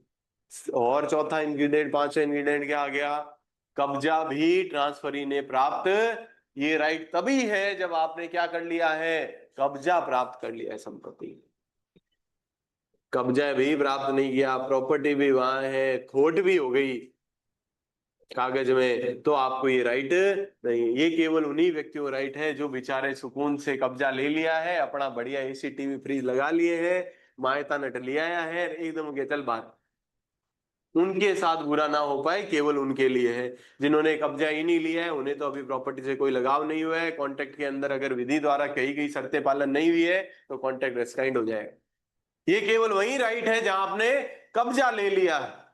Clear? One step forward कर गए आप वापस। And the transferee has in part of the contract taken possession of the property or any part thereof, or the transferee being already in possession, continuing in possession in part performance of the contract, and has done some act in furtherance of the contract। कब्जा भी ले लिया है और संविदा में जैसा लिखा था उस हिसाब से कुछ कार्य भी, पेमेंट देना है तो पेमेंट दे दिया है, कुछ करना था तो कुछ कर लिया है, कोई कागज मानक लिखने थे तो वो लिख लिए।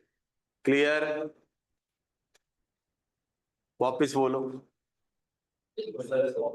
विद कंसिडरेशन ठीक है, रिटर्न होना चाहिए, साइन होना चाहिए, इमूवेबल प्रॉपर्टी होना चाहिए, सर्टेन होना चाहिए। ठीक है। दूसरा, पार्ट परफॉर्मेंस में या तो पहले से कब्जा था तो रखे रख रहा है, या कब्जा ले लिया है और प्लस कोई संविदा के अनुरूप कोई अन्य कार्य भी कर रहा है। ठीक है, आगे। Then notwithstanding that, ये थी कहानी जिसे हटा दिया। एक्चुअल में खेल ही इतना ही था। अब 2001 के बाद जो वास्तव में धारा का बेस था, उस बेस को ही खत्म कर दिया। यहाँ क्या लिखा हुआ था? Not withstanding. नॉट विस्टैंडिंग मतलब कुछ ये जो मैं बता रहे हैं वैसा भले ही हो। यहाँ लिखा हुआ था कि नॉट विस्टैंडिंग कि भाई आपको रजिस्ट्रेशन कंपलसरी बोला गया और आपने रजिस्ट्रेशन नहीं करवाया तो भी आपको कोई बाहर नहीं निकाल पाएगा। क्या लिखा हुआ था? रजिस्ट्रेशन बोला हुआ है कंपलसरी। किसी के लिखा हुआ है क्या नीचे? देखो क्या लिखा हुआ है। मेरे यहाँ नहीं मिलेगा मैडम।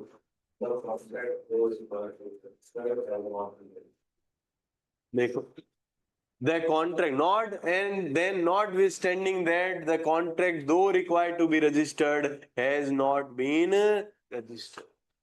मेन धारा इसलिए बनी हुई थी कि भाई हमने तो कहा था रजिस्ट्रेशन होना कंपलसरी है, पर आपने गलती से तो केवल रजिस्ट्रेशन नहीं है इस कारण से आपको बाहर राइटिंग हो गया है, साइन हो गया है, पैसा दे दिया है, कब्जो ले लियो है, शर्तें सारी स्पष्ट है, तो केवल इस ग्राउंड पे कि रजिस्ट्रेशन करवाना था नहीं कराया आपको कब्जे से बाहर ये धारा थी और ये रजिस्ट्रेशन ही उड़ा दिया इन्होंने।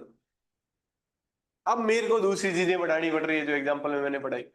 एक्चुअल में मेरे को क्या बढ़ाना था? सिंपल बढ़ाना था कि मैंने आपसे कांटेक्ट कर लिया है और क्या करा दिया है, सब कुछ कर लिया है, पोजीशन दे दी सब है, बस रजिस्ट्री नहीं करवाई। तो केवल रजिस्ट्री नहीं कराई इस बहाने से आप मेरे को लात मार के घर से नहीं निकाल सकते, ये पढ़ाना था मेरे को। पर चूंकि यही उड़ा दिया, जो मेन चीज थी वही उड़ा दी। 24 सितंबर 2001 के बाद से इन्होंने बोला है कि रजिस्टर्ड डॉक्यूमेंट तो रजिस्टर्ड ही होना चाहिए। क्लियर? रजिस्ट्री कंपलसरी है। यहाँ आप जब पढ़ोगे रजिस्ट्रेशन एक्ट की धारा 17, व्हेन रजिस्ट्रेशन इज कंपलसरी, वहां 1 में तो वो सारी बातें 1A जोड़ दिया कि धारा 53A का अगर फायदा लेना है तो आपको वो जो जो एग्रीमेंट या जो भी है आपका वो क्या करवाना पड़ेगा? रजिस्टर करवाना पड़ेगा। Then notwithstanding that the contract though required to be registered has not been registered where there is an instrument of transfer that the transfer has not been completed in the manner prescribed therefore। एक चीज तो हटा दी registration वाली, एक बची है। क्या बची है? कि भाई ट्रांसफर उस मैनर में नहीं हुआ जिसमें होना चाहिए था। अभी जो मैं एग्जांपल आपको दे रहा था, जैसे अटेस्टेड होने चाहिए थे, अटेस्टिंग किसके सामने होनी चाहिए? एग्जीक्यूटेंट के सामने होनी चाहिए, पर वो सामने नहीं हुई, यानी कोई छोटी मोटी दूसरी खोट रह गई। पहले रजिस्ट्रेशन की खोट भी मान्य थी, अब रजिस्ट्रेशन तो बोला कि रजिस्ट्रेशन जहां कंपलसरी हो तो कराना ही पड़ेगा, बाकी कोई विधि की खोट आप में रह गई है तो उस केवल उस एक खोट के कारण आपको घर से बाहर नहीं निकाल, कब्जे से बाहर नहीं भगाया जाए। Then notwithstanding that where there is an instrument of transfer that the transfer has not been completed in the manner prescribed, underline the word। यही तो खेल है कि भाई जैसे ट्रांसफर होना चाहिए था, जिस प्रकार होना चाहिए था, ट्रांसफर की जो शर्तें हैं वो पालन नहीं हुई है सारी, केवल इस आधार पर by the law for the time in force the transferor or any person claiming under him shall be debarred from enforcing against the transferee and person claiming under him any right in respect of the property of which the transferee has taken or continued in possession other than a right expressly provided by the terms of the। तब अगर ये सब हो गया है, क्या सब return हो गया है, साइन हो गया है, इमूवेबल प्रॉपर्टी का है, कंसिडरेशन दे दिया है, पोजीशन ले लिया और कब्जे में आने के लिए सब कुछ कर दिया, अपना भाग पालन कर दिया, तो केवल इस कारण ये सब हो गया है, तो केवल इसका और रजिस्ट्री भी हो गई आज के संबंध में, तो केवल इस कारण की संविदा में कुछ और भी इंग्रेडिएंट्स थे, अटेस्टिंग होना चाहिए, 2 द्वारा होना चाहिए, ये फलाना ढिगड़ कोई कमी रह गई, तो केवल इस कमी मात्र के कारण आपको ट्रांसफरर को ये अधिकार नहीं है कि ट्रांसफरी को बाहर निकाल, केवल ये अधिकार नहीं। क्या ट्रांसफरी को ये राइट है कि वो कब्जा ले ले, वो कॉन्टेक्ट करवा ले? नहीं, ये नहीं लिखा है। इसने लिखा है केवल इस कारण ट्रांसफरर उनके खिलाफ कोई राइट इश्यू नहीं कर सकता, यानी यह धारा केवल डिफेंस है ना कि अटैक। ऐसा नहीं लिखा कि ट्रांसफरी को अब राइट है, बाकी धाराओं में तो क्या लिख रहे थे, ट्रांसफरी को राइट हो जाएगा। यहाँ ये नहीं लिखा है ट्रांसफरी को कोई राइट हो जाएगा, यहाँ लिखा है अगर ट्रांसफर कोई राइट मांग रहा है कोर्ट में जाके तो उसे नहीं मिलेगा, केवल इस आधार पे कि लॉ में क्या रह गई है कोर्ट। अब वापस एग्जांपल पढ़िए, शायद समझ आए। सेल धारा 54 क्लोज 2 और 3 क्या कहती है, अगर 100 रुपए से ऊपर की इमूवेबल प्रॉपर्टी आपको सेल करनी है तो सेल का एकमात्र तरीका क्या है, पहले तो सेल का एग्रीमेंट, एग्रीमेंट क्या सेल ही, रिटर्न, साइन और रजिस्टर्ड होना चाहिए या नहीं, होना चाहिए नहीं, जो सेल हो रही है वो क्या होनी चाहिए, रिटर्न, साइन और रजिस्टर। मैंने जो एग्जांपल दिया था याद करो, वहां सेल हो ही नहीं रही थी, वो केवल क्या था, एग्रीमेंट। सेल में और एग्रीमेंट के और सेल में फर्क होता है क्या, सेल मैं आपको बेच रहा हूं, एग्रीमेंट टू सेल मैं आपको बेच दूंगा। तो सेल तो कब होती है, सेल तो कब हुई, जब आपने प्रॉपर्टी उसके नाम करवा दी, राइटिंग में, साइन में और रजिस्टर्ड डॉक्यूमेंट। मैंने क्या किया, ए और बी ने 40 लाख रुपए दे दिए, कब्जा ले लिया, बचे हुए 10 लाख देने को तैयार है। ये जो एग्रीमेंट है सेल नहीं है, एग्रीमेंट टू सेल रिटर्न में किया है, साइन किया है, विद कंसिडरेशन तो है ही। और आज के समय में अगर एग्रीमेंट टू सेल रजिस्टर्ड बोला हुआ है, जबकि है नहीं रजिस्टर्ड कंपल्सरी, अगर बोला हुआ है तो रजिस्टर, क्या एक्चुअल सेल हो गई है क्या, एग्रीमेंट टू सेल हुआ, मैंने कब्जा ले लिया, सब ले लिया, अब मेरे को वो बाहर निकालने के लिए कोर्ट में केस करता है, हिसाब से वो निकाल सकता है। क्यों निकाल सकता है कि क्या होनी चाहिए, सेल का तरीका क्या है, सेल हो, राइट इन हो, साइन हो, रजिस्टर्ड। ये तो सेल है ही नहीं, ये तो अभी तक क्या है, एग्रीमेंट टू सेल। सेल तो हुई नहीं ना, अरे ट्रांसफर तो हुई नहीं प्रॉपर्टी, ट्रांसफर तो कब होगी, जब वापस से एक सेल करेंगे तब। ये तो केवल क्या है, एग्रीमेंट ऑफ सेल। सिर्फ इस आधार पे कि भाई सेल कब होती है, सेल कैसे होती है, ऐसे होती है, केवल इस आधार पे मेरे को घर से बाहर नहीं निकाला जा सकता।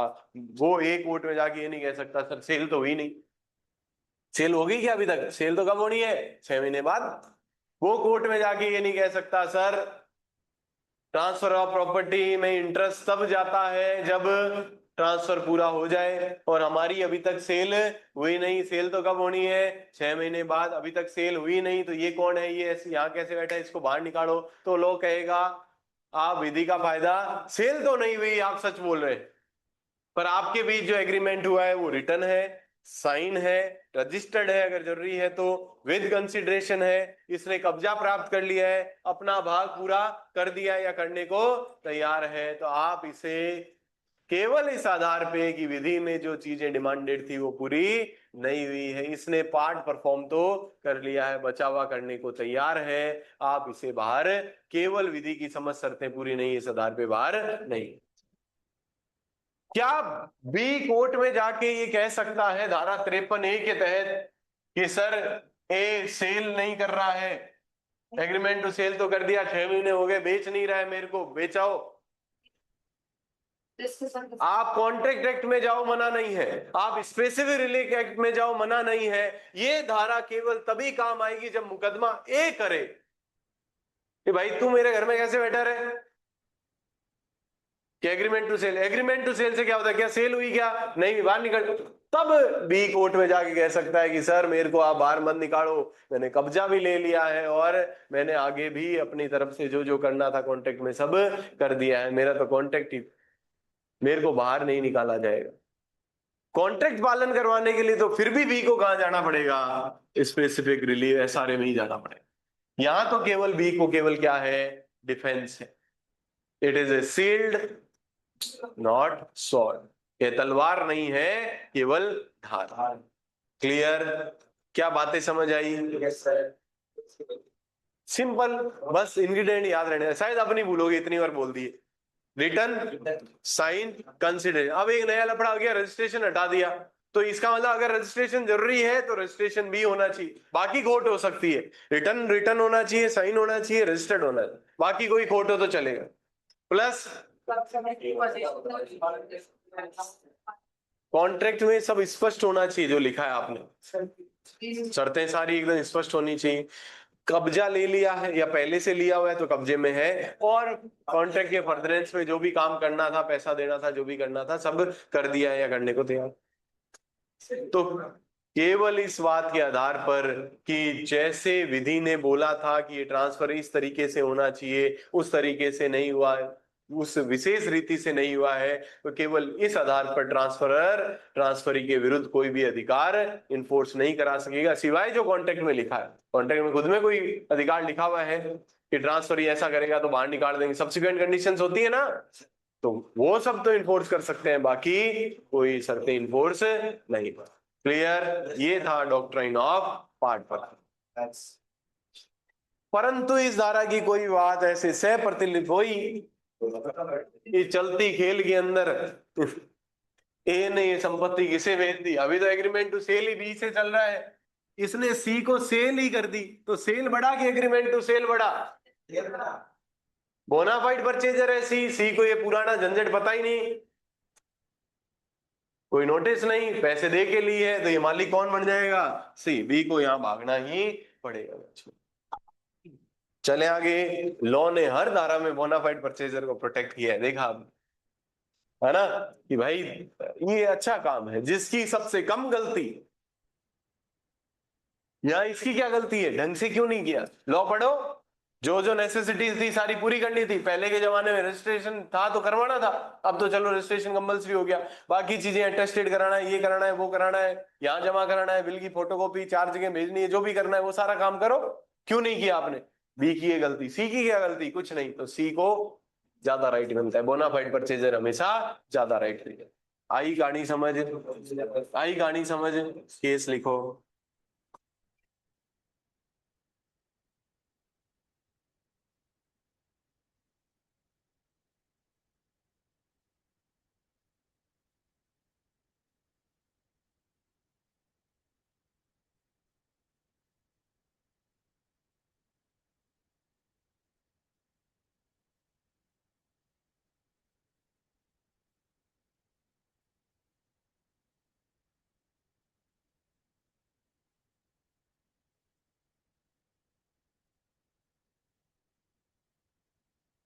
मैं एक ही लिखा रहा हूं, बाकी आप ढूंढिए ढंग के केस।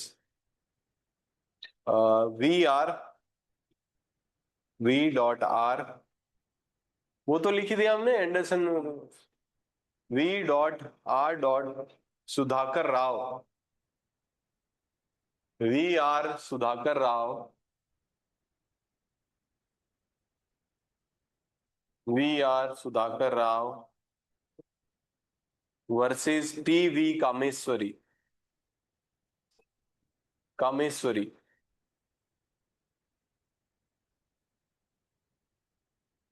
हेलो, हेलो, हाँ जी।